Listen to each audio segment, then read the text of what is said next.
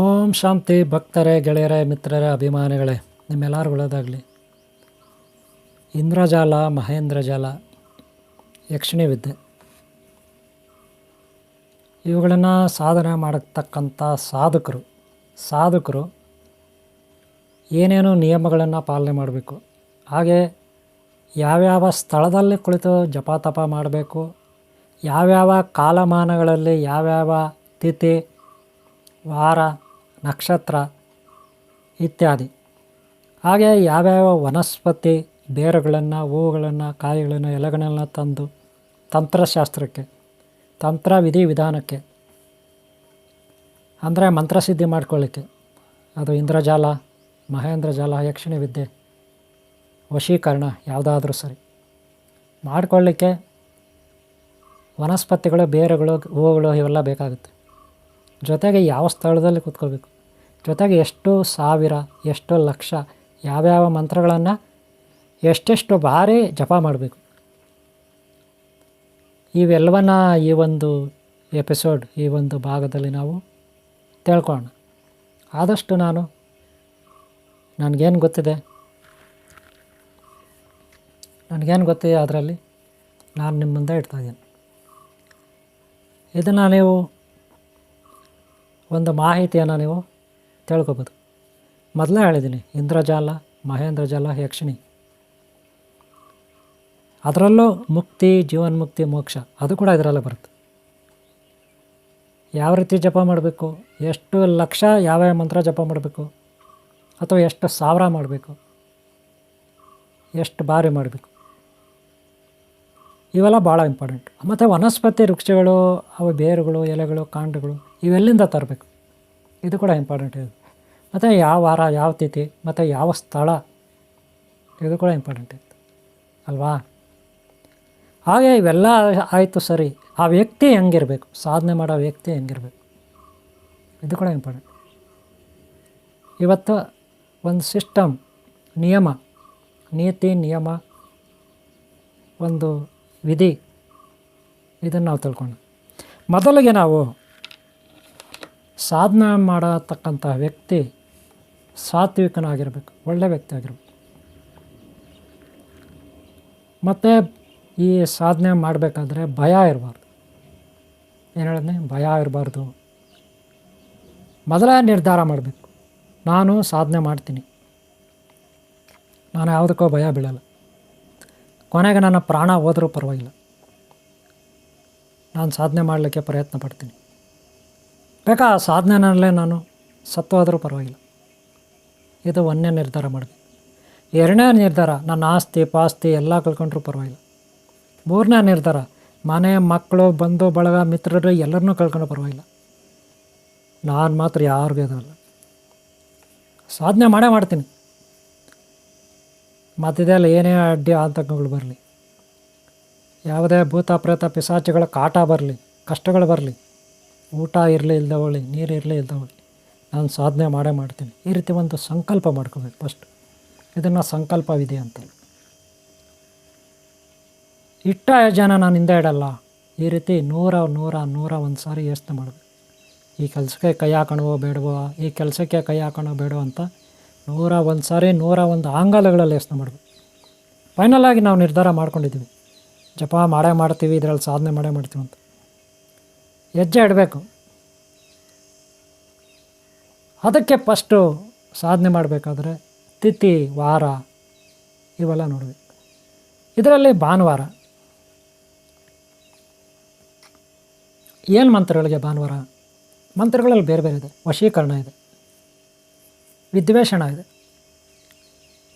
ವಶೀಕರಣ, ವಿದ್ವೇಷಣ ಅಂದರೆ, ವಶೀಕರಣ ಅಂದರೆ ನಮ್ಗೆ ಬೇಕಾಗಿರೋದನ್ನು ಪಡ್ಕೊಳ್ತಕ್ಕಂಥದ್ದು. ವಿದ್ವೇಷಣ ಅಂದರೆ ನಮಗೇನೆಲ್ಲ ಬೇಡ ಅದನ್ನು ಆಚೆ ಓಡಿಸ್ತಕ್ಕಂಥದ್ದು, ದೂರ ಓಡಿಸ್ತಕ್ಕಂಥದ್ದು. ಉದಾಹರಣೆಗೆ, ರೋಗಗಳು ನಮಗೆ ಬೇಕಾ? ಬೇಡ. ರೋಗಗಳು ಬೇಡ, ಕಷ್ಟಗಳು ಬೇಡ, ದುಷ್ಟರು ಬೇಡ, ದಾರಿದ್ರ್ಯ ಬೇಡ, ಅಪಶಕನಗಳು ಬೇಡ, ದುಷ್ಟಶಕ್ತಿಗಳು ಬೇಡ, ಇದನ್ನು ಆಚೆ ಓಡಿಸ್ಬೇಕು. ಅದಕ್ಕೆ ವಿದ್ವೇಷಣ ಮಂತ್ರ. ಆಕರ್ಷಣೆ ಮಂತ್ರ ಅಂದರೆ ವಶೀಕರಣ ಮಂತ್ರ, ವಿಕರ್ಷಣ ಮಂತ್ರ ಅಂದರೆ ವಿದ್ವೇಷಣ ಮಂತ್ರ. ಆವಾಗ ಹೆಂಗೆ ಜಪ ಮಾಡಬೇಕು? ಆಕರ್ಷಣೆಗೆ ಆಗಲಿ ವಿಕರ್ಷಣೆಗಾಗಲಿ ನಮಗೆ ಏಕಾಂತ ಬೇಕು, ಏಕಾಂತತೆ ಬೇಕು, ಅಲ್ಲಿ ಯಾರೂ ಇರಬಾರ್ದು. ಅಂಥ ಸ್ಥಳಗಳಂದರೆ ಯಾವುದು? ಬೆಟ್ಟದ ಗುಹೆಗಳು. ಯಾವುದು? ಬೆಟ್ಟದ ಗುಹೆಗಳು, ಸ್ಮಶಾನ. ಯಾರು ಇಲ್ದಿರೋ ನಿರ್ಜನ ಪ್ರದೇಶ, ಕಾಡು. ಅಲ್ಲಿ ಯಾರಿರೋ ತೋಪುಗಳು ಅಂತಿರಲ್ಲ, ಮಾವಿನ ತಪ್ಪು, ಹುಣಸೆ ತಪ್ಪು, ಒಟ್ಟಿನಲ್ಲಿ ಅಲ್ಲಿ ಯಾರು ಇರಬಾರ್ದು. ಡೀಸೆಂಟ್ ಅಲ್ಲಿ ಹೋಗಬೇಕು. ನೀವು ಯಾವುದೇ ಮಂತ್ರ ವಶ ಮಾಡ್ಕೋಬೇಕಾದ್ರೂ ಸಿದ್ಧಿ ಮಾಡ್ಕೋಬೇಕು. ಓಕೆನಾ? ಅಂಥ ಒಂದು ಜಾಗನ ಆಯ್ಕೆ ಮಾಡ್ಕೋಬೇಕು. ಇದು ಒಂದನೇದು. ಎರಡನೇದು, ಸ್ನಾನ ಮಾಡಿ ನೀಟಾಗಿ ಶುಭ್ರ ಬಟ್ಟೆ ಧರಿಸಿ, ಯಾವ್ಯಾವ ಮಂತ್ರಗಳಿಗೆ ಅಥವಾ ಯಾವ್ಯಾವ ಸಿದ್ಧಿಗೆ ಏನೇನು ವಸ್ತುಗಳು, ವನಸ್ಪತಿ, ವೃಕ್ಷಗಳು, ಬೇರುಗಳು, ಎಲೆಗಳು, ಕಾಂಡಗಳು, ಕಾಯಿಗಳು ಕೀಳಬೇಕಲ್ಲ, ಅದೆಲ್ಲ ಯಾವಾಗ ತೊಗೊಂಡು ಬರೋದು? ಅಲ್ಲಿ ಹೋಮ ಗಿಮ ಮಾಡ್ತೀವಿ, ಅದನ್ನು ಬಳಸಬೇಕಲ್ಲ. ಯಾವ ವಸ್ತುಗಳು? ಕೆಲವರು ಮಾರ್ಕೆಟಲ್ಲಿ, ಗ್ರಂಥಿಗೆ ಅಂಗಡಿಯಲ್ಲಿ ಸಿಗುತ್ತೆ, ಹೋಮದ ಸಾಮಾನು ಕೊಡಿ ಅಂತಾರೆ. ಆದರೆ ಹೋಮದ ಸಾಮಾನುಗಳು ಹೆಂಗಿರ್ತವೆ? ಹಳೆ ಬಿದ್ದರೆ ಏನು ಮಾಡೋದು? ಎಕ್ಸ್ಪೈರ್ ಆಗಿದ್ದರೆ, ಹುಳ ಬಿದ್ದಿದ್ರೆ ಅವಕ್ಕೆ ಆಮೇಲೆ ಏನೋ ಮಾಡೋಕ್ಕಾಗ ಏನಾಗುತ್ತೆ. ಅದಕ್ಕೆ ಆದಷ್ಟು ನೀವು ಕೊಂಡ್ಕೊಂಡು ಬರೋ ವಸ್ತುಗಳು 1 ವರ್ಷದ ಒಳಗೆ ಅವು ಫ್ರೆಶ್ ಆಗಿರಬೇಕು, ಎಕ್ಸ್ಪೈರಿ ಆಗಿರಬಾರ್ದು. ಹುಳ ತೂತುಗಳು ಇವೆಲ್ಲ ಬಿದ್ದಿರಬಾರ್ದು, ಆದಷ್ಟು ಫ್ರೆಶ್ ಆಗಿರಬೇಕು. ಇನ್ನು ಕೆಲವು ವಸ್ತುಗಳು ಅಲ್ಲಿ ಸಿಗುತ್ತೆ. ಫಾರ್ ಎಕ್ಸಾಂಪಲ್ ಆಲದ ಮರ, ಬೇವಿನ ಮರ, ಅರಳಿ ಮರ, ತಪಸ್ಸೆ ಮರ, ಗರ್ಕೆ, ದೂರ್ವೆ, ಶಮಿ, ಮುತ್ತಗ, ವನ, ಇವೆಲ್ಲ, ತುಳಸಿ, ಇವೆಲ್ಲ ಸಿಗುತ್ತೆ ನಮಗೆ. ಆದಷ್ಟು ಇವು ಫ್ರೆಶ್ ಆಗಿ ತೊಗೊಂಡು ಬರೋದು ಒಳ್ಳೆಯದು. ಫ್ರೆಶ್ ಆಗಿ ಹೆಂಗೆ ತರೋದು? ನೀವು ಆ ಬೇರೆಗಳು ತರಬೇಕಾದ್ರೆ ಮೊದಲು ಯಾವ ಏರಿಯಾದಲ್ಲಿ ಆ ಗಿಡ ಇದೆ, ಯಾವ ಏರಿಯಾದಲ್ಲಿ ಆ ಮರ ಇದೆ ಅದು ತಿಳ್ಕೊಬೇಕು. ಅಲ್ಲೆಲ್ಲೋ ಬಾತ್ರೂಮ್ ಇದೆ, ಅಲ್ಲೆಲ್ಲ ಗಲೀಜು ಮಾಡ್ತಾರೆ, ತಿಪ್ಪೆಗಳಲ್ಲಿದೆ, ಕೊಳಚೆನಲ್ಲಿದೆ, ಅಲ್ಲೆಲ್ಲ ತರಬಾರ್ದು. ಅಲ್ಲಿರೋದು ಯಾವುದೇ ಗಿಡದ್ದು ಎಲೆ, ಬೇರು, ಕಾಂಡ ಇವು ತೊಗೊಂಡು ಬರಬಾರ್ದು. ಕಾಯಿ ಏನಿದ್ರೂ ಬೆಟ್ಟಗಳಲ್ಲಿ ಬೆಳೆದಿದ್ರೆ, ಬೆಟ್ಟಗಳಲ್ಲಿ ಬೇಜಾನ್ ಮರಗಳಿರುತ್ತೆ, ಕಾಡು ಬೇಜಾನ್ ಮರಗಳಿರುತ್ತೆ, ನದಿಗಳ ಪಕ್ಕದಲ್ಲಿ ಬೇಜಾನ್ ಮರಗಳಿರುತ್ತೆ, ಗಿಡಗಳಿರುತ್ತೆ. ನಿಮ್ಗೆ ಬೇಕಾಗಿರೋ ವನಸ್ಪತಿ, ನೀವು ಏನು ತಂತ್ರ, ಯಂತ್ರ, ಮಂತ್ರ, ಇಲ್ಲಿ ಹೋಮ ಪೂಜೆಗೆ ಬಳಸ್ತಿರೋ ವಸ್ತುಗಳು, ಹೂಗಳು, ಎಲೆಗಳು, ಕಾಯಿಗಳು, ಬೇರುಗಳು, ಅವೆಲ್ಲ ಫ್ರೆಶ್ ಆಗಿರಬೇಕು. ಒಳ್ಳೆಯ ಜಾಗದಲ್ಲಿ ಬೆಳೆದಿರಬೇಕು, ಶುದ್ಧವಾದ ಜಾಗಗಳಲ್ಲಿ, ಅಲ್ಲಿಂದನೇ ತರಬೇಕು. ಇದು ಒಂದು, ಆದಷ್ಟು ಫ್ರೆಶ್. ಅದೇ ನಾನು ಕೊಂಡ್ಕೊಂಡು ಬರ್ತೀನಿ ಅಂದರೆ ಗ್ರಂಥಿಗೆ ಅಂಗಡಿಯಲ್ಲಿ ಫ್ರೆಶ್ ಆಗಿರೋ ಐಟಮ್ಸ್ ತೊಗೊಳ್ಳಿ, ಎಕ್ಸ್ಪೈರಿ ಆಗಿರಬಾರ್ದು. ಇವೆರಡನ್ನ ಪಾಲನೆ ಮಾಡಬೇಕು ಮೊದಲನೇದಾಗಿ, ನೆನ್ಪಿಟ್ಕೊಳ್ಳಿ. ಇನ್ನು ಭಾನುವಾರ ಗ್ರಹಣದ ಸಮಯ, ಇವು ಭಾರಿ ಸೂಕ್ತ. ಅಮಾವಾಸ್ಯೆ, ಪೌರ್ಣಮಿ, ಇವು ಭಾರಿ ಸೂಕ್ತ. ಗೊತ್ತಾಯ್ತಲ್ಲ? ಆಮೇಲೆ ವಶೀಕರಣ ಮಂತ್ರಕ್ಕೆ ನೀವು ಜಪ ಮಾಡೋವಾಗ ಅದು ಎಷ್ಟು ಬೀಜಾಕ್ಷರ ಇದೆ ನೋಡ್ಕೋಬೇಕು. ಫಾರ್ ಎಕ್ಸಾಂಪಲ್ಲು 1-2 ಬೀಜಾಕ್ಷರ ಇದೆ, 3 ಬೀಜಾಕ್ಷರ ಇದೆ ಅಂದರೆ 1,00,000 ಜಪ ಮಾಡಬೇಕು. 1,00,000 ಅಂದರೆ ನೀವು ಕೂತ್ಕೊಬಿಟ್ಟು 1,00,000 ಆಗೋವರೆಗೂ ಕೂತ್ಕೊಬಿಡೋದಲ್ಲ. ದಿನ 5,000 ಮಾಡಿರಿ. ದಿನ 5,000 ಮಾಡಿದ್ರೆ ಎಷ್ಟು ದಿನ ಮುಗೀತದೆ ನೀವು ಹೇಳಿ? 2, 5, 10, 20 ದಿನ ಮುಗಿದೋಗುತ್ತೆ. 5,000 ಜಪ.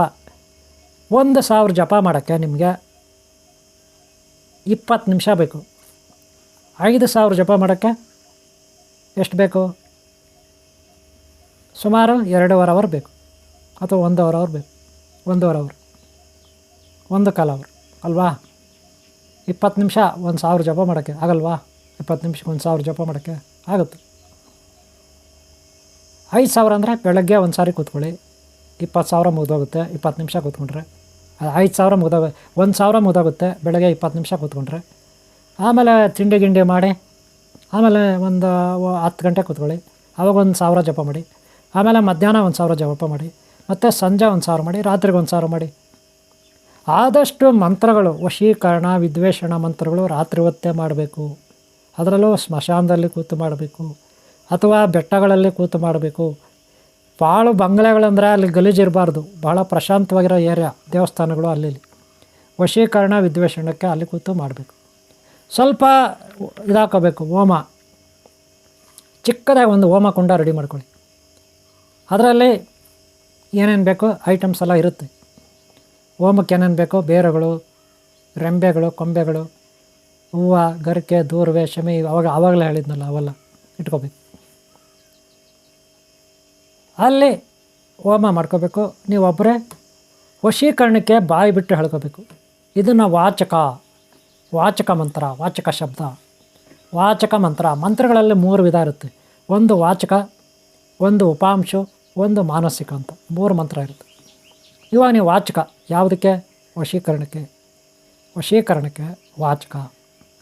ಜೋರಾಗಿ ಹೇಳ್ಕೊಳ್ಳೋದು. ಜೋರಾಗಿ ಹೇಳ್ಕೊಳ್ತಿರಲ್ಲ, ಬಾಯಿ ಬಿಟ್ಟು ನೀವು ಹೇಳೋ ಮಂತ್ರ ಬೇರೆಯವ್ರಿಗೆಲ್ಲ ಕೇಳಿಸುತ್ತೆ.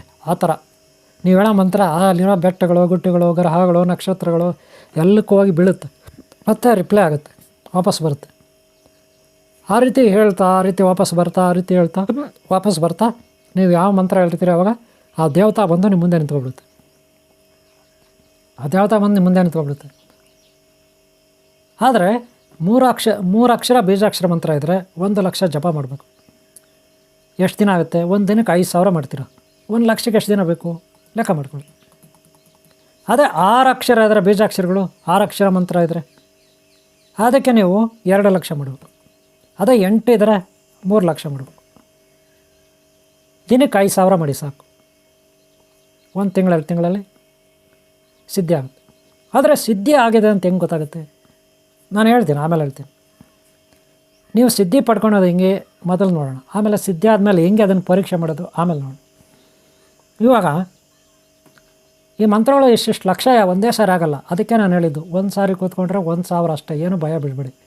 ಕೇವಲ 10 ನಿಮಿಷ 20 ನಿಮಿಷ ಕೂತ್ಕೊಂಡು ಮಾಡಿ. 1000 ಮಂತ್ರ ಆಗೋವರೆಗೂ ಮಾಡಿ. ಕರೆಕ್ಟಾಗಿ 20 ನಿಮಿಷನೂ ಜಪ ಮಾಡಿದ್ರೆ 1000 ಮಂತ್ರ ಆಗಿರುತ್ತೆ. ಏನು ವೇರಿ ಮಾಡೋಂಗಿಲ್ಲ. ಗೊತ್ತಾಯ್ತಲ್ಲ? ಆಮೇಲೆ ಭಾನುವಾರ, ಅಮಾವಾಸ್ಯೆ, ಪೌರ್ಣಮಿ, ಗ್ರಹಣ ದಿನ ಎಲ್ಲಿ? ಸ್ಮಶಾನದಲ್ಲಿ ಇಲ್ಲ ಬೆಟ್ಟಗಳಲ್ಲಿ ಕೂತ್ಕೊಂಡ್ರು ಏಕಾಂತವಾಗಿ ಏಕಾಂಗಿಯಾಗಿ ಬಾಯಿ ಬಿಟ್ಟೆ ಹೇಳಿ. ಇದನ್ನು ವಾಚಕ ಶಬ್ದ. ಹೀಗೆ ಮಾಡ್ತಾಯಿದ್ರೆ ನಿಮಗೆ ಅದು ಸಿದ್ಧಿ ಆಗುತ್ತೆ. ಆಗಿದೆ ಅಂತ ಹೆಂಗೆ ಪರೀಕ್ಷೆ ಮಾಡೋದು ಆಮೇಲೆ ಲಾಸ್ಟಲ್ಲಿ ಹೇಳ್ತೀನಿ ಹೇಗೆ ಅಂತ. ನಾನು ಹೇಳ್ತೀನಿ ಲಾಸ್ಟ್ವರೆಗೂ ವಿಡಿಯೋ ನೋಡಿ. ಲಾಸ್ಟಲ್ಲಿ ಇದು ವಶೀಕರಣಕ್ಕೆ ಕೇಳಿದ್ದು ಯಾವ ಟೈಪ್ ಅಂತ.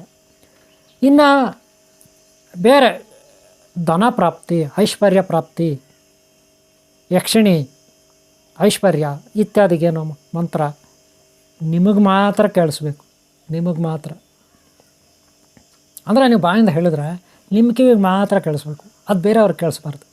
ಇದನ್ನು ಉಪಾಂಶು ಅಂತ ಕರೀತಾರೆ. ಆಗಲೇ ಎಲ್ಲ ಜೋರಾಗಿ ಹೇಳಿದ್ದು ಅದನ್ನು ವಾಚಕ ಮಂತ್ರ. ಇವಾಗ ನಿಮಗೆ ಮಾತ್ರ ಕೇಳಿಸುತ್ತೆ ಅಂದರೆ ಉಪಾಂಶು ಮಂತ್ರ. ಈ ರೀತಿ ಹೇಳ್ಕೋಬೇಕು. ಆದರೆ ಬೀಜಾಕ್ಷರ ಎಷ್ಟಿದೆ ಅದ್ರ ಮೇಲೆ ಡಿಪೆಂಡು. 3-4 ಬೀಜಾಕ್ಷರ ಇದ್ದರೆ 1 ಲಕ್ಷ, ಅದಕ್ಕೆ ಮೇಲೆ ಬೀಜಾಕ್ಷರ ಇದ್ದರೆ 2 ಲಕ್ಷ, ಅದಕ್ಕೆ ಮೇಲೆ ಬೀಜಾಕ್ಷರ ಇದ್ದರೆ 3 ಲಕ್ಷ. ಇಲ್ಲಿ ಅಷ್ಟೇ.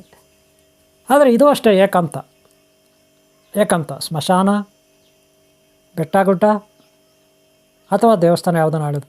ಆದರೆ ಗಿಡಮೂಲಿಕೆಗಳೆಲ್ಲಿಂದ ತರಬೇಕು? ಬೇರೆಗಳೆಲ್ಲ ಬೆಟ್ಟ ಗುಡ್ಡಗಳಲ್ಲಿ ತರಬೇಕು, ಇಲ್ಲ ನದಿ ಪಕ್ಕದಲ್ಲಿ ತರಬೇಕು. ಯಾವುದೇ ಕಾರಣಕ್ಕೂ ಕೊಳಚೆ ಪ್ರದೇಶಗಳಲ್ಲಿ, ಗಲೀಜು ಪ್ರದೇಶಗಳಲ್ಲಿ ತರಬಾರ್ದು.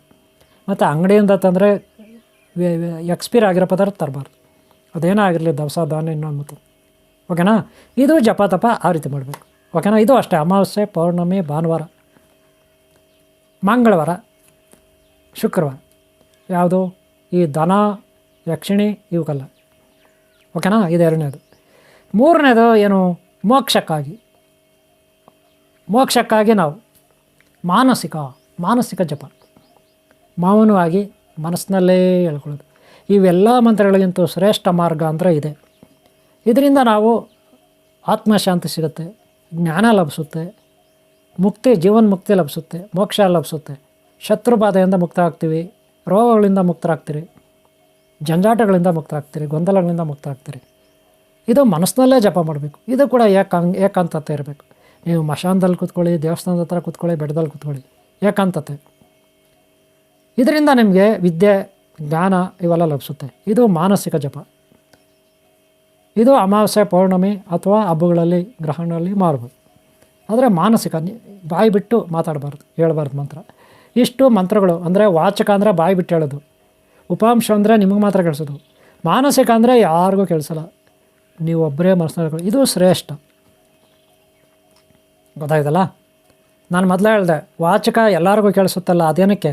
ವಶೀಕರಣಕ್ಕೆ ಅಥವಾ ಯಾರನ್ನಾದರೂ ನಾಶ ಮಾಡೋಕ್ಕೆ, ಏನನ್ನಾದರೂ ನಾಶ ಮಾಡೋಕ್ಕೆ, ಬೇಡದಾರದನ್ನು ಓಡಿಸೋಕ್ಕೆ ಅದು ಜೋರಾಗಿ ಹೇಳೋದು. ಎರಡನೇದು ಉಪಾಂಶವು ನಿಮಗೆ ಮಾತ್ರ ಗಳಿಸುತ್ತೆ. ಇದೇನಕ್ಕೆ ಅಂದರೆ ಧನ ಕನಕಾದಿಗಳು ಐಶ್ವರ್ಯ ಒಲಿಲಿಕ್ಕೆ, ಯಕ್ಷಿಣಿ ವಿದ್ಯೆಗಳು ಇವೆಲ್ಲ ಒಲಿಲಿಕ್ಕೆ. ಮಾನಸಿಕ ಜಪ ಇದು ಮೂರನೇದು. ಮುಕ್ತಿ ಮೋಕ್ಷ, ನಿಮ್ಮ ಶಾಂತಿ ಪ್ರಶಾಂತತೆ ನಿಮಗೆ ಲಭಿಸ್ಲಿಕ್ಕೆ, ಜೀವನದಲ್ಲಿ ಒಂದು ಮುಕ್ತಿ ಪಡೀಲಿಕ್ಕೆ, ಮೋಕ್ಷ ಪಡೀಲಿಕ್ಕೆ. ಈಗ 3 ಮಂತ್ರಗಳು 3 ವಿಧ. ಎಷ್ಟೆಷ್ಟು ಬೀಜಾಕ್ಷರ ಇದ್ದರೆ ಅದ್ರ ಮೇಲೆ ಡಿಪೆಂಡು. ಓಕೆನಾ? ಇಷ್ಟ ಆಯಿತು. ವಾರಗಳು ತಿಥಿಗಳು ಹೇಳಿದ್ನಲ್ಲ, ಹಬ್ಬಗಳು ವಾರಗಳು ಹೇಳಿದ್ನಲ್ಲ, ಮಂಗಳವಾರ ಭಾನುವಾರ ಶುಕ್ರವಾರ ಇತ್ಯಾದಿ, ಗ್ರಹಣ ಅಮಾವಾಸ್ಯೆ ಪೌರ್ಣಮಿ ಇತ್ಯಾದಿ. ಓಕೆನಾ? ಸ್ಥಳಗಳು ಯಾವ ಸ್ಥಳಗಳು? ಬೆಟ್ಟ ಗುಡ್ಡ ಹಳೆಯ ದೇವಾಲಯಗಳು ಪ್ರಶಾಂತವಾಗಿರಬೇಕು. ನೀವು ತರೋ ಪದಾರ್ಥಗಳು ಪ್ರಶಾಂತ, ನೀವು ಕೂತ್ಕೊಳ್ಳೋ ಏರಿಯಾ ಚೆನ್ನಾಗಿರಬೇಕು, ಅಲ್ಲೇ ವನಸ್ಪತಿ ವೃಕ್ಷ ಬೇರುಗಳು ತರಬೇಕು. ಇಷ್ಟು ಸರಿನಾ? ಈಗ ಜಪ ಮಾಡೋವಾಗ ಏನಾದರೂ ವಿಘ್ನಗಳು ಬರುತ್ತೆ. ಏನೇನು ಬರುತ್ತೆ?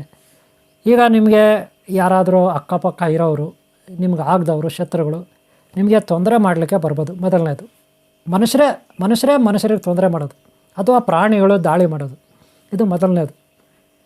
ಅವು ಬರ್ದಂಗೆ ಆದಷ್ಟು ನಿಮ್ಮ ಸುತ್ತಲೂ ಒಂದು ಕಾಂಪೌಂಡ್ ಮಾಡ್ಕೋಬೇಕು.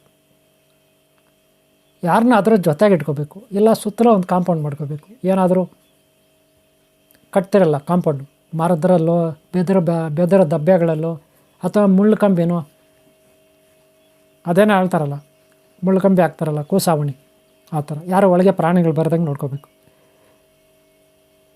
ಆ ಥರ ಇಲ್ಲ, ಯಾವುದೋ ಒಂದು ಮರದ ಮೇಲೆ ವ್ಯವಸ್ಥೆ ಮಾಡಬೇಕು. ಮರದ ಮೇಲೆ ನೀವು ಕೂತ್ಕೊಂಡು ಜಪ ಮಾಡೋಕ್ಕೆ, ಅಥವಾ ಯಾವುದೋ ಬಂಡೆಗಲಗಳ ಮೇಲೆ, ಅಥವಾ ಯಾವುದೋ ಒಂದು ಪಾಳ್ಬಂಗ್ನಲ್ಲಿ ಒಳಗಡೆ ಏನೋ ಬರ್ದಂಗೆ, ಇದು ಕೂಡ ಇಂಪಾರ್ಟೆಂಟ್. ಇನ್ನು ಮಾಮೂಲಿ ಸಣ್ಣ ಪಟ್ಟ ಚೇಳುಗಳು ಆ ಹುಳು ಇವೆಲ್ಲ ಬರ್ತದೆ. ಓಕೆನಾ? ಕುಡಿಲಿಕ್ಕೆ ಶುದ್ಧವಾದ ನೀರು ಇಟ್ಕೋಬೇಕು. ಆಹಾರವನ್ನು ಮಿತಾಹಾರ, ಸಸ್ಯಾಹಾರ, ಮಿತ ಆಹಾರ ಸೇವನೆ ಮಾಡಬೇಕು. ಇದು ಪದ್ಧತಿ. ಓಕೆನಾ? ಆಮೇಲೆ ಈ ಬತ್ತಿ ಧಾರಣೆ, ಕುಂಕುಮ ಅರ್ಶಿನ ಇದೆಲ್ಲ ಬಳಸಬೇಕು. ಹೂವು, ಊದ್ಕಡ್ಡಿ, ತೆಂಗಿನಕಾಯಿ ಇತ್ಯಾದಿ, ನಿಂಬೆಹಣ್ಣು ಇವೆಲ್ಲ ಬಳಸಬೇಕು. ಓಕೆನಾ? ಇಷ್ಟಾದಮೇಲೆ ಮದುವೆಯಲ್ಲಿ ಏನೇನೋ ಸೌಂಡುಗಳು ಬರುತ್ತೆ. ಯಾರೋ ಹುಡುಗಿರು ಬರ್ತಾರೆ ಪರೀಕ್ಷೆ ಮಾಡೋಕ್ಕೆ, ಯಾರೋ ಹುಡುಗಿರು, ಮನುಷ್ಯರೇ, ಇನ್ಯಾರಲ್ಲ, ದೇವಲೋಕ ಅನ್ಕೋಬೇಡಿ. ನಿಮ್ಮನ್ನು ಪರೀಕ್ಷೆ ಮಾಡೋಕ್ಕೆ ಏನು ಮಾಡ್ತಾರೆ? ಜಪ ತಪ ಮಾಡೋರು ಹುಡುಗಿರ ಮೇಲೆ ಆಸೆ ಬಿದ್ದು ಅಷ್ಟೇ. ಆಮೇಲೆ ಮುಗಿದೋಯ್ತು, ಬ್ರಹ್ಮಚಾರ್ಯ ಕಳ್ಕೊತಾರೆ, ವೇಸ್ಟ್. ಆಮೇಲೆ ಯಾರ್ಯಾರೋ ಶತ್ರುಗಳು ಬರ್ತಾರೆ ದಾಳಿ ಮಾಡೋಕ್ಕೆ, ಏನೇನೋ ವಿಚಿತ್ರವಾಗಿ ಸೌಂಡುಗಳು ಬರ್ತವೆ. ಕರ್ಕಶ ಅಳೋ ಥರ, ಹೆಣ್ಮಕ್ಳು ಅಳೋ ಥರ, ಜೋರಾಗಿ ಅಳೋ ಥರ. ರಾತ್ರಿ ಹೊತ್ತು ನೀವು ಜಪ ತಪ ಮಾಡೋವಾಗ, ರಾತ್ರಿ ಹೊತ್ತು ನೀವು ಜಪ ತಪ ಮಾಡೋವಾಗ ಏಕಾಂತವಾಗಿ ಅಳೋ ಸೌಂಡು, ಕರ್ಕಶ ಸೌಂಡು, ಅಳೋದು, ರೋದಿಸ್ತಾ ಇರ್ತಾರೆ, ಯಾರೋ ಕಿರ್ಚ್ತಾ ಇರ್ತಾರೆ, ಅಕ್ರಂದನ. ಸಿನಿಮಾಗಳಲ್ಲಿ ನೋಡಿದಾರಲ್ಲ, ಸೀರಿಯಲ್ಗಳಲ್ಲಿ ಅಕ್ರಂದನ ಕಿರ್ಚ್ತಾ ಇರ್ತಾರೆ. ಯಾರನ್ನೋ ಹೊಡೆದಾಗ್ದಂಗೆ, ಯಾರನ್ನೋ ಸಾಯಿಸ್ದಂಗೆ, ವಿಚಿತ್ರವಾದ ಪ್ರಾಣಿಗಳ ಸೌಂಡು, ನರಿ, ತೋಳ ಇತ್ಯಾದಿ ಸೌಂಡುಗಳು. ನಿಮಗೆ ಯಾವ ಗಡಗಡ ಗಡಗಡ ಗಡಗಡ ಗಡಗಡ ಗಡ ಅಂತ ಭಯ ಸ್ಟಾರ್ಟ್ ಆಗುತ್ತೆ. ಯಾವ ಕಾರಣಕ್ಕೂ ಭಯ ಬೀಳಬಾರ್ದು. ಏನೇ ಸೌಂಡ್ ಬರಲಿ, ಯಾವುದೇ ಹುಡುಗಿ ಬರಲಿ, ಯಾವನೋ ಕಳ್ಳ ಬರಲಿ, ಮಳ್ಳ ಬರಲಿ, ಸುಳ್ಳ ಬರಲಿ, ಟೆರರಿಸ್ಟ್ ಬರಲಿ, ನೀವು ಹೆದರಬಾರ್ದು. ಆತ್ಮಸ್ಥೈರ್ಯ. ಹಾಗೆ ಮಾಡ್ತಾ ಈ ಸೌಂಡುಗಳು ಹೆಚ್ಚಾಗ್ತವೆ, ಕಾಟನೂ ಹೆಚ್ಚಾಗುತ್ತೆ, ದೆವ್ವ ಬಂದಂಗೆ, ಭೂತ ಬಂದಂಗೆ, ಯಾರೋ ಹಿಂಗೆ ಬಂದು ಓಡೋದಂಗೆ, ಯಾರೋ ನಿಮ್ಮ ಹಿಂದ್ಗಡೆ ಹಿಂಗೆ ಇದ್ದಂಗೆ, ಯಾರೋ ಕಿರ್ಚದಂಗೆ ಜೋರಾಗಿ, ಯಾರೋ ಹೆಣ್ಮಕ್ಳಿಗೆ ಜೋರಾಗಿ ಕಿರ್ಚಾಡ್ದಂಗೆ, ಅಕ್ರಂದನ, ಗೋಳು, ಯಾರೋ ಸಾಯಿಸ್ದಂಗೆ, ಯಾರೋ ಇವಾಗೆಲ್ಲ ದಾಳಿ ಮಾಡ್ದಂಗೆ, ಒಂದೇ ಸಾರಿ 10 ಜನ ಕಿರ್ಚೋದು, ಒಂದೇ ಸಾರಿ 15 ಜನ ಕಿರ್ಚೋದು. ಇದಕ್ಕೆಲ್ಲ ನೀವು ಕಿವಿ ಕೊಡಬಾರ್ದು. ಏಕಾಗ್ರತೆ ನಿಮ್ಮಲ್ಲಿರಬೇಕು, ಏಕಾಂತತೆ ಇರಬೇಕು. ಗೊತ್ತಾಯ್ತಲ್ಲ? ಹೀಗೆ ಮಾಡಿ ಲಾಸ್ಟಿಗೆ ನೀವು ಎಷ್ಟು ನಿಮ್ಮದು ಜಪ ಹೇಳಿದ್ರಿ, 2 ಲಕ್ಷ ಹೇಳಿದ್ರ, 1 ಲಕ್ಷ ಹೇಳಿದ್ರ, 3 ಲಕ್ಷ ಹೇಳಿದ್ರ, ಆ ಜಪ ಮುಗಿದ ಮೇಲೆ ಪರೀಕ್ಷೆ ಮಾಡಬೇಕು. ಅದಕ್ಕೆ ಯಂತ್ರ ತಗೋಬೇಕು. ಯಂತ್ರ ಅಂದರೆ ಏನು? ಹಾಳೆ ಗೊತ್ತಲ್ಲ, ತಾಮ್ರದ ಹಾಳೆ ಬರುತ್ತಲ್ಲಪ್ಪ, ತಾಮ್ರದ ಹಾಳೆ ಬರುತ್ತೆ, ಹಾಳೆ ತಗೊಳ್ಳೋದು ಅಂಗಡಿಯಲ್ಲಿ ಸಿಗುತ್ತೆ, ಗ್ರಂಥಿಗೆ ಅಂಗಡಿಯಲ್ಲಿ. ಯಂತ್ರ ಕೊಡಿ. ಯಾವ ಸಿದ್ಧಿ ಮಾಡ್ಕೊಂಡಿದ್ದೀರಾ ನೀವು? ಯಾವ ದೇವತೆ ನೀವು ಮಾಡ್ಕೊಂಡಿದ್ದೀರಾ? ಸಿದ್ಧಿಗಳು ಯಾವ ದೇವ್ರದ್ದು? ಯಕ್ಷಿಣಿಯದ, ಪ್ರತ್ಯಂಗರಾದ, ಲಕ್ಷ್ಮೀದ, ಅಥವಾ ಇಂದ್ರಾದ, ಅಥವಾ ಸಪ್ತಮಾತೃಕೆನ, ಓಂ ಶಕ್ತಿನ, ಅಥವಾ ಇನ್ನೇನೋ ನರಸಿಂಹಸ್ವಾಮಿನ ಇತ್ಯಾದಿ ಏನೋ ಒಂದು ಇರುತ್ತೆ. ಅದಕ್ಕೆ ಸಂಬಂಧಪಟ್ಟಿದ್ದು ಯಂತ್ರ ತಗೋಬೇಕು. ಖಾಲಿ ಯಂತ್ರ ತಗೊಳ್ಳಿ, ಖಾಲಿ, ಅದ್ರ ಮೇಲೆ ಏನಿರಬಾರ್ದು. ಗ್ರಂಥಿ ಅಂಗಡಿಯಲ್ಲಿ ಕೇಳಿ, ಡಮ್ಮಿ ಕೊಡ್ತಾರೆ, ತಗೊಂಡು ಬನ್ನಿ. ಅದರಲ್ಲಿ ನೀವು ಆ ಬೀಜಾಕ್ಷರ ಮಂತ್ರಗಳನ್ನು 5 ಸಾರಿ ಬರಿಬೇಕು. ಎಷ್ಟು? 5 ಸಾರಿ. ಯಾವುದೋ ಒಂದು ಬೀಜಾಕ್ಷರ ಇರ್ತಲ್ಲ ನಿಮ್ಮದು, ಅದನ್ನೇ ಬರಿಬೇಕು. ನೀವು ಇಷ್ಟು ದಿನ ಏನು ಜಪ ಮಾಡ್ತಾಯಿದ್ರೆ ಅದನ್ನು 5 ಸಾರಿ ಬರೀರಿ. ಬರೆದ್ಬಿಟ್ಟು ಅದನ್ನು ನೀಟಾಗಿ ಬರೆದಾದ್ಮೇಲೆ ನೀಟಾಗಿ ನೀರಿನಲ್ಲಿ ತೊಳೀರಿ. ನೀರಿನಲ್ಲಿ ತೊಳೆದಾದ್ಮೇಲೆ ಆ ನೀರು ಬಹಳ ಕಡಿಮೆ ನೀರಿನಲ್ಲಿ, ಜಾಸ್ತಿ ನೀರಲ್ಲ, ಕಡಿಮೆ ನೀರಿನಲ್ಲಿ ತೊಳೀರಿ. ತುಂಬ ಕಡಿಮೆ ನೀರಿನಲ್ಲಿ ತೊಳೀರಿ. ಒಂದು ಪಾತ್ರೆಯಲ್ಲಿ ಆ ಯಂತ್ರವನ್ನು, ಬೀಜಾಕ್ಷರ ಬರೆದ್ಬಿಟ್ಟು ಆ ಯಂತ್ರವನ್ನು ತೊಳಿಬೇಕು. ಗೊತ್ತಾಯ್ತಲ್ಲ? ಆದರೆ ಈ ಯಂತ್ರವನ್ನು ಅಲ್ಲಿ ನಾವು ಜಪ ಮಾಡಿಬಿಟ್ಟು ಯಂತ್ರ ತೊಳೆದ್ಬಿಟ್ರೆ ಆಗಾಯ್ತಾ ಅನ್ಬೋದು ನೀವು. ಖಂಡಿತ ಅಲ್ಲ. ಆದರೆ ನೀವು ಜಪ ತಪ ಮಾಡೋವಾಗ ಯಾವುದೋ ಒಂದು ಸಿದ್ಧಿ ಆಯಿತು ಅಂತ ಹೇಳಿದೆ ನಾನು ಆವಾಗಲೇ. ಯಾವುದೋ ಪ್ರತ್ಯಂಗ್ರನ, ಯಕ್ಷಿಣಿನ, ನರಸಿಂಹನ, ಮೊದಲು ಏನೇನೋ ಬರುತ್ತೆ, ಕಿರ್ಚಾಡೋದು, ಕೂಗಾಡೋದು, ಅದು ಇದು ಎಲ್ಲ ಬರುತ್ತೆ. ಅವೆಲ್ಲ ನಿಂತೋಗುತ್ತೆ. ನಿಂತೋದ್ಮೇಲೆ ಒಂದು ಜೋರಾಗಿ ಗರ್ಜನೆ ಬರುತ್ತೆ. ಗರ್ಜನೆ ಸೌಂಡು. ಭಕ್ತ ಏನು ಬೇಕು ಹೊರ ಕೇಳು, ನಾನು ಬಂದಿದ್ದೇನೆ. ಭಕ್ತ ಏನು ಬೇಕು ಹೊರ ಕೇಳು, ನಾನು ಬಂದಿದ್ದೇನೆ. ಈ ರೀತಿ ಒಂದು ಸೌಂಡ್ ಬರುತ್ತೆ. ಆವಾಗ ನೀವು ಕಣ್ಬಿಟ್ಟು ಹೆದರ್ಕೋಬಾರ್ದು. ಏನೋ ಒಂದು ಶಬ್ದ ಕೇಳಿಸುತ್ತೆ. ಅದು ನಿಮ್ಮ ಕಣ್ಮುಂದೆ ಕಾಣಿಸುತ್ತೋ ಕಾಣಿಸಲ್ವೋ, ಏನೋ ಒಂದು ಶಬ್ದ ಕೇಳುತ್ತೆ, ನಿನ್ಗೇನು ಬೇಕು ಕೇಳು ವರ ಅಂತ. ಆವಾಗ ನಾವು ವರ ಕೇಳ್ಕೋಬೇಕು. ಏನು ಕೇಳ್ಕೋಬೇಕು? ಓಂ ವರಂ ಬ್ರೂಹಿ, ಓಂ ವರಂ ಬ್ರೂಹಿ, ಓಂ ವರಂ ಬ್ರೂಹಿ. ಈ ರೀತಿ ನಾವು 3 ಸಾರಿ ಕೇಳ್ಕೋಬೇಕು. ಏನು ಹೇಳಿ? ಓಂ ವರಂ ಬ್ರೂಹಿ. ಈ ರೀತಿ 3 ಸಾರಿ ಕೇಳ್ಕೋಬೇಕು. ಹೆದರಬಾರ್ದು. ಆವಾಗ ಅವ್ರ ಹತ್ರ ಪ್ರಮಾಣ ಮಾಡಿಸ್ಕೋಬೇಕು. ಆ ದೇವತೆ ಹತ್ರ, ನೀನು ಕೊಡೋ ವರ ನಿಜ ಆಗಬೇಕು, ನೀವು ಕೊಡ್ತಾ ಇರೋದು ಸತ್ಯ ಆಗುತ್ತಾ, ನೀವು ಕೊಟ್ಟಿದ್ದು ಮಾತು ತಪ್ಪಲ್ವಾ? ಈ ರೀತಿ ನಾವು ಅವ್ರ ಹತ್ರ ವಚನ ತಗೋಬೇಕು. ವಚನ ಅಂದರೆ ಪ್ರಾಮಿಸ್ ತಗೋಬೇಕು. ಅವರು ಖಂಡಿತ ಆಗುತ್ತೆ ಹೇಳು, ನಾವು ಕೊಡ್ತೀವಿ, ವರ ಕೊಡ್ತೀನಿ, ಸುಳ್ಳಾಗಲ್ಲ ಅಂತ ಅವ್ರು ಹೇಳ್ತಾರೆ. ಅಥವಾ ಅವ್ರು ಹೇಳ್ದೇ ಇದ್ರೂ ಕೂಡ ನಾವು ಆ ರೀತಿ ಕೇಳ್ಕೋಬೇಕು. ಆಮೇಲೆ ಓಂ ವರಂ ಬ್ರೂಹಿ, ಓಂ ವರಂ ಬ್ರೂಹಿ, ಓಂ ವರಂ ಬ್ರೂಹಿ, ಈ ರೀತಿ ಕೇಳ್ಕೋಬೇಕು. ಗೊತ್ತಾಯ್ತಲ್ಲ? ಆಮೇಲೆ ನಾವು ಯಂತ್ರನ ಬರಿಬೇಕು. ಆಮೇಲೆ ಹಿಂದಕ್ಕೆ ತಿರು ನೋಡಬಾರ್ದು. ಮನೆಗೆ ನಾವು ಹೊರಡ್ತೀವಿ, ನಮಸ್ಕಾರ ಮಾಡಿ ಪ್ರಾರ್ಥನೆ ಮಾಡಿ ಎಲ್ಲ. ಆದರೆ ಹಿಂದಕ್ಕೆ ತಿರು ನೋಡಬಾರ್ದು. ಮನೆ ಸೇರೋವರೆಗೂ ಹಿಂದಕ್ಕೆ ತಿರು ನೋಡಬಾರ್ದು. ಹಿಂದಕ್ಕೆ ನೋಡಬಾರ್ದು ನಿಮ್ಮ ಮನೆ ಸೇರೋವರೆಗೂ. ಮಧ್ಯದಲ್ಲಿ ಯಾವ ದೇವತೆಯನ್ನು ನೀವು ಕುರಿತು ತಪಸ್ಸು ಮಾಡಿದಿರಿ ಆ ದೇವಸ್ಥಾನಕ್ಕೆ ಹೋಗ್ಬೇಕು. ಮಧ್ಯದಲ್ಲಿ ಯಾವುದು? ನರಸಿಂಹಸ್ವಾಮಿನಾ, ಯಕ್ಷಿಣಿ ದೇವತೆನಾ? ಯಕ್ಷಿಣಿ ದೇವತೆದು ದೇವಸ್ಥಾನ ಸಿಗಲ್ಲ. ಅವಾಗ ಏನು ಮಾಡ್ತೀರಾ? ಬೇವಿನ ಮರಕ್ಕೆ ಹೋಗಿ ಪ್ರದಕ್ಷಿಣೆ ಮಾಡಬೇಕು. ಬೇವಿನ ಮರ ಇಟ್ಕೊಂಡು ನಮಸ್ಕಾರ ಮಾಡ್ಕೋಬೇಕು, ಬೇವಿನ ಮರಕ್ಕೆ ತಪ್ಕೊಂಡು. ಅಥವಾ ಯಾವುದಾದ್ರೂ ಓಂ ಶಕ್ತಿ ದೇವಸ್ಥಾನ ದೇವಿದು, ಅಲ್ಲಿ ಹೋಗ್ಬೇಕು, ದರ್ಶನ ಮಾಡ್ಕೋಬೇಕು. ದರ್ಶನ ಮಾಡ್ಕೊಂಡು ಆಮೇಲೆ ಮನೆಗೆ ಬರಬೇಕು. ಇದು ತುಂಬ ಒಳ್ಳೆಯದು. ಆದರೆ ಯಾವ ಕಾರಣಕ್ಕೂ ಹಿಂದಕ್ಕೆ ತಿರು ನೋಡಬಾರ್ದು. ಗೊತ್ತಾಯ್ತಲ್ಲ? ಆ ಹನುಮಂತನ ದೇವಸ್ಥಾನನಾ, ಹಾಗೆ ವಿಷ್ಣು ದೇವಸ್ಥಾನನಾ, ನರಸಿಂಹಸ್ವಾಮಿ ದೇವಸ್ಥಾನ, ಶಿವ ದೇವಸ್ಥಾನನಾ, ಒಟ್ಟಿನಲ್ಲಿ ಒಂದು ದೇವಸ್ಥಾನಕ್ಕೆ ಹೋಗಿ ಅಲ್ಲಿ ಬರೋವಾಗ ನಮಸ್ಕಾರ ಮಾಡ್ಕೊಂಡು ಬರಬೇಕು. ಹಿಂದಕ್ಕೆ ತಿರು ನೋಡಬಾರ್ದು. ವರ ಪಡೆದ್ಮೇಲೆ ನೆನ್ಪಿಟ್ಕೊಳ್ಳಿ. ನೀವು ಸ್ಮಶಾನದಲ್ಲಿರ್ತಿರೋ, ಬೆಟ್ಟದಲ್ಲಿರ್ತಿರೋ, ಯಾವುದೋ ಹಳೆಯ ಬಂಗ್ಲಲ್ಲಿರ್ತಿರೋ, ವರ ಪಡೆದಾದ್ಮೇಲೆ ಹಿಂದಕ್ಕೆ ತಿರು ನೋಡಬಾರ್ದು. ಮನೆಗೆ ಸೇರೋವರೆಗೂ ದೇವಸ್ಥಾನಕ್ಕೆ ಮಧ್ಯದಲ್ಲಿ ದೇವಸ್ಥಾನ ನೋಡ್ಕೊಂಡು ಮನೆಗೆ ಹೋಗಬೇಕು. ಆಮೇಲೆ ಮನೆಗೆ ಹೋಗಿ ಯಂತ್ರ ತಗೊಂಡು ಬರಿಬೇಕು. 5 ಸಾರಿ ಬರಿಬೇಕು. 5ನೇ ಸಾರಿ ಅದ್ರ ಮೇಲೆ ಬರಿಬೇಕು. ಮಂತ್ರನ, ಬೀಜಾಕ್ಷರ ಮಂತ್ರನ ನೀರಿನಲ್ಲಿ ತೊಳಿಬೇಕು. ಚಿಕ್ಕ ನೀರು, ಕಡಿಮೆ ನೀರು, ಒಂದು ಸ್ವಲ್ಪ ನೀರು ಹಾಕ್ಕೊಂಡು. ಆಮೇಲೆ ಆ ನೀರಿನಲ್ಲಿ ಗೋಧಿ ಹಿಟ್ಟು ಮಿಕ್ಸ್ ಮಾಡಬೇಕು. ಗೋಧಿ ಹಿಟ್ಟು ಚಿಕ್ಕ ಉಂಡೆ ಮಾಡಬೇಕು. ಚಿಕ್ಕ ಒಂದೊಂದು ಕಡಲೆ ಬೀಜ ಥರ ಉಂಡೆ ಮಾಡಬೇಕು. ಚಿಕ್ಕದ ಉಂಡೆಗಳು, ಭಾರಿ ಚಿಕ್ಕದಾಗ್ರಿ, ಎಷ್ಟೋ ಭಾರಿ ಚಿಕ್ಕದಾಗಿ ಉಂಡೆಗಳು ಮಾಡಬೇಕು. ಸಣ್ಣ ಬಟಾಣಿ ಕಾಳು ಇರುತ್ತಲ್ಲ ಅದಕ್ಕಿಂತ ಚಿಕ್ಕದಾಗಿ. ಕಡಲೆಬೇಳೆ ತೊಗರಿಬೇಳೆ ಇರ್ತಾರೆ ಅಷ್ಟು ದಪ್ಪ ಉಂಡೆ ಮಾಡಿ, ಚಿಕ್ಕ ಉಂಡೆಗಳು ಒಂದಷ್ಟು ಮಾಡಿ ತಗೊಳ್ಳಿ. ಅಲ್ಲೊಂದು ಜಲಾಶಯ, ನದಿ ಇರುತ್ತೆ. ಜಲಾಶಯ, ನದಿ, ಬಾವಿ, ಏನೋ ಒಂದು ಕುಂಟೆ, ಹಳ್ಳ, ಒಕ್ಕರೆ ಅಂತಿರಲ್ಲ, ತೀರ್ಥ. ಮೀನುಗಳು ಇರಬೇಕು ಅದರಲ್ಲಿ. ಮೀನುಗಳು ಅಲ್ಲಿ ಈ ಉಂಡೆಗಳನ್ನು ಹಾಕಬೇಕು. ಗೋಧಿ ಉಂಡೆ, ಗೋಧಿಯಿಂದ ಮಾಡಿರ್ತಕ್ಕಂಥ ಉಂಡೆ. ನೀರು ಯಾವುದು? ಯಂತ್ರ ತೊಳೆದಿರೋ ನೀರು, ಅಲ್ಲಿ ಅವಾಗ ಆಗಬೇಕು. ಅವು ಉಂಡೆಗಳು ಎಷ್ಟು ಹಾಕಿದ್ರೆ ನೀವು ಗೋಧಿದು ಅಷ್ಟನ್ನು ಅವೆಲ್ಲ ತಿಂದಾಕಬೇಕು ಮೀನುಗಳು. ಒಂದು ಕೂಡ ಉಳಿಬಾರ್ದು. ಎಲ್ಲವನ್ನೂ ತಿಂದಾಕಿದರೆ ನಿಮಗೆ ಸಿದ್ಧಿ ಆಗಿದೆ, ಶಕ್ತಿ ಬಂದಿದೆ, ಪೂರ್ತಿ ಆಗಿದೆ ನಿಮ್ಮದು ಸಬ್ಜೆಕ್ಟು, ಈ ಪ್ರೋಸೆಸ್ಸು, ಈ ಪ್ರಾಜೆಕ್ಟು ಅಂತ ಅರ್ಥ.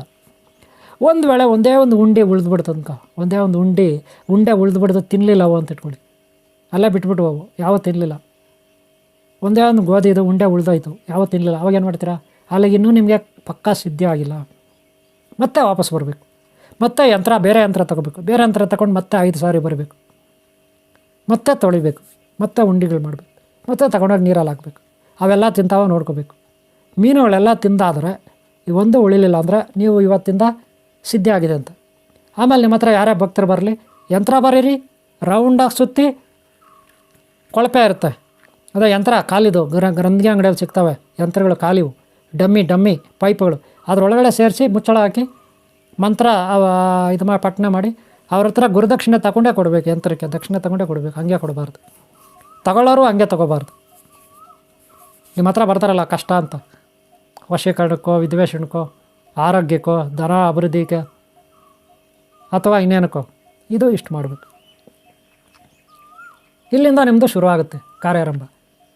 ಯಂತ್ರಸಿದ್ಧಿ, ಯಂತ್ರ ತಂತ್ರ ಮಂತ್ರ, ಇದು ಇಂದ್ರಜಾಲ ಅಷ್ಟೇ. ಓನ್ಲಿ ಯಂತ್ರ ಇಂದ್ರ ಅಷ್ಟೇ. ಇಂದ್ರ ಇದು ಓನ್ಲಿ ಯಂತ್ರ ಸಿದ್ಧಿ. ಯಂತ್ರಗಳ ಸಿದ್ಧಿ ಯಾವ ರೀತಿ ಅಂತ, ಹೇಗೆ ಮಾಡ್ಕೋಬೇಕಂತ ಈ ರೀತಿ ಮಾಡ್ಕೋಬೇಕು. ನೀವೀಗ ಸಿದ್ಧ ಪುರುಷರು. ಯಾವುದ್ರಲ್ಲಿ ಸಿದ್ಧ ಪುರುಷರು? ಇದರಲ್ಲಿ ಇಷ್ಟು ಪ್ರಾಸೆಸ್ ಇರುತ್ತೆ, ಗೊತ್ತಾಯ್ತಲ್ಲ? ಯಾವುದೋ ಒಂದು ಶಬ್ದ ಬರುತ್ತೆ, ಕೇಳಿಸುತ್ತೆ, ಭಕ್ತ ನೀನು ಗೊರ ಕೊಡೋಕೆ ಬಂದಿದ್ದೀನಿ, ಕೇಳೋ ತಗೋ ಅಂತ. ಅವಾಗ ಹೆದರ್ಕೋಬಾರ್ದು. ಓಂ ವರಂ ಬ್ರೂಹಿ, ಓಂ ವರಂ ಬ್ರೂಹಿ, ಓಂ ವರಂ ಬ್ರೂಹಿ ಕೇಳ್ಕೋಬೇಕು. ಆದರೆ ಇಲ್ಲಿ ಒಂದು ಹೇಳೋದು ಬರ್ತಬಿಟ್ಟೆ ನಾನು, ಇವಾಗ ಹೇಳ್ತೀನಿ. ಅಕಸ್ಮಾತಾಗಿ ಮಧ್ಯದಲ್ಲಿ ಏನೇನೋ ಸೌಂಡುಗಳು ಬರುತ್ತೆ, ಏನೇನೋ ಅಡಚಣೆಗಳು ಬರುತ್ತೆ, ಏನೇನೋ ಭಯ ಆಗಿಸುತ್ತೆ. ದೆವ್ವ, ಭೂತ, ಪ್ರೇತ, ಪಿಸಾಚಿ ಸೌಂಡುಗಳು, ನರಿ, ತೋಳ ಸೌಂಡುಗಳು, ಸಿಂಹ, ಹುಲಿ, ಕರಡಿ ಸೌಂಡುಗಳು, ಕಿರ್ಚಾಡೋದು, ಯಾರೋ ಅಳ್ಳೋದು, ಓ ಅಂತ ಅಳ್ಳೋದು, ಯಾರೋ ಅಕ್ರಂದನ, ಯಾರನ್ನೋ ಸಾಯಿಸ್ದಂಗೆ, ಈ ಥರ ಎಲ್ಲ ಏನೋ ಬಂದಂಗೆ ಓಡೋದಂಗೆ, ಓಡೋದಂಗೆ ಪಕ್ಕದಲ್ಲಿದ್ದಂಗೆ ಈ ಭಯ ಎಲ್ಲ ಬರುತ್ತೆ. ಹೆಚ್ಚಾಗಿ ರಾತ್ರಿ ಹೊತ್ತು ನೀವು ಧ್ಯಾನ ಮಾಡ್ತೀರಾ, ಜಪ ಮಾಡ್ತೀರ, ಅಲ್ಲಿ ಮಂತ್ರ ಸಿದ್ಧಿ ಮಾಡ್ಕೊಳ್ಳೋಕೆ ಪ್ರಯತ್ನ ಪಡ್ತೀರ, ಏಕಾಂಗಿ, ಆವಾಗ ಭಯ ಜಾಸ್ತಿ ಇರುತ್ತೆ. ಈ ಸೌಂಡುಗಳು ಬಂದರೆ ಏನಾಗುತ್ತೆ? ಆ ಟೈಮಲ್ಲಿ ನಿಮಗೆ ಭಯ ಹೋಗ್ಬೇಕಂದ್ರೆ ಒಂದು ಮಂತ್ರ ಇದೆ, ಹೇಳ್ಕೊಡ್ತೀನಿ. ಓಂ ಶಕ್ತಿ ರಕ್ಷಾ ಸ್ವಾಹ, ಓಂ ಶಕ್ತಿ ರಕ್ಷಾ ಸ್ವಾಹ, ಓಂ ಶಕ್ತಿ ರಕ್ಷಾ ಸ್ವಾಹ. ಈ ಮಂತ್ರ ಹೇಳ್ಕೋಬೇಕು. ಕರಿ ಎಳ್ಳು ಇರ್ತವೆ, ಕರಿ ಎಳ್ಳು ತಗೊಂಡಿರಬೇಕು. ಅದನ್ನು ಮಂತ್ರಿಸಿ ಓಂ ರಕ್ಷಾ ಸ್ವಾಹ ಅಂತ ಮಂತ್ರಿಸಿ ನಿಮ್ಮ ಸುತ್ತಲೂ ಚೆಲ್ಕೋಬೇಕು. ಕರಿ ಎಳ್ಳು ನಿಮ್ಮ ಸುತ್ತಲೂ ಚೆಲ್ಕೋಬೇಕು. ನಿಮ್ಮ ಸುತ್ತಲೂ ಚೆಲ್ಕೊಂಡ್ರೆ ಆಮೇಲೆ ಆ ಭಯ ಹೋಗುತ್ತೆ, ಯಾರೂ ನಿಮ್ಮ ಹತ್ರ ಬರಲ್ಲ, ಯಾವುದೇ ದುಷ್ಟಶಕ್ತಿಗಳ ಹತ್ರ ಬರಲ್ಲ.